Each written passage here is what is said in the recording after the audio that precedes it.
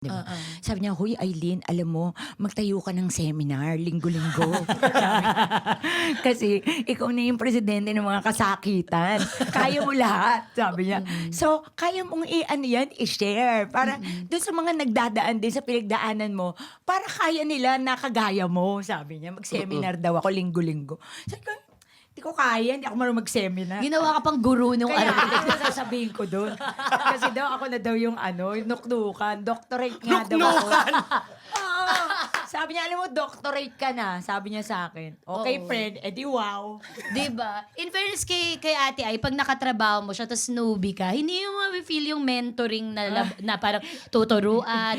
Hindi siya talaga ganun eh. Ako nga yung pinapagalitan ni Uge, di ba? Oo, dahil nga tinatama mo ko. Tinatama mo Ano siya. yan? Share mo nga, Kasi Madam naman Chair. ganito nga yung nangyari. Ay, Charos. share mo nga. Basta share mo. nakakatawa yun. May problema ang puso ako, nagtitaping tayo. Taping kami. Tapos buhay pa si Direk Wen neto. Ah, Tapos si Direk Wen ang unang nakaamoy. Oo, na. Parang may problema yung Tuesday. There's Vargas. something species. Tinawag yung Eugene Domingo kasi kami yung gano'n ni ate, dikit na dikit kami. Para niya akong Kambal younger toko. sister. Ganon yung trato niya sa akin. Parang siya yung nang-mentor. So kinapagalitan niya, ikaw kasi, mga pag nagagawa mo desisyon, mga ano mo sa lalaki, tiwala ka ng tiwala. Ganon. Nagchichinahin. Nagmamakatsahin. Tsahinin. Alam mo naman tsahinin talaga Ano siya. naman yun? Talaga ganun talaga yun. Papangaralan ka ng boga-boga, Oo, di ba? Anting-anti yung dati. Ate, nasa dressing room niya kami. Tapos siya tahimik lang siya. Dressing room niya yun Ginugulo namin siya na doon si Kuya Dick na nagpo-phone lang. Tahimik Tapos ako na. tahimik lang. Tahimik yung ugi.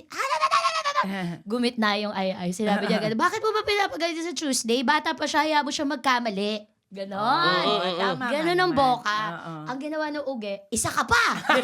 Binalik sa kanya. Ikaw din, mga desisyon mo. Sa mga lalaki sa buhay mo. Eto naman. Dinipensa na nadamay pa. Kaya hayaan mo niya, masungit talaga yan. Tapos yun na yung sinabi niya, isa ka pa pagka gumaya. Hindi pa siya na lang pagalitan mo, mag-makeup pa ako. Binalik mo ulit sa akin. Siya na lang. Tapos Okay na ako ulit. Siya ulit. Pero ang point doon, si Ate Ay, pag magsosolve siya ng problema, ginagaangan niya lagi. Oo. Ayaw niya mag-dwell. Ayoko Na-notice ko yun sa kanya. Ayoko kasi mag-dwell. Tsaka kasi parang bakit ka naman mag-dwell sa sakit? Pwede ka naman mag-dwell sa positivity. You know!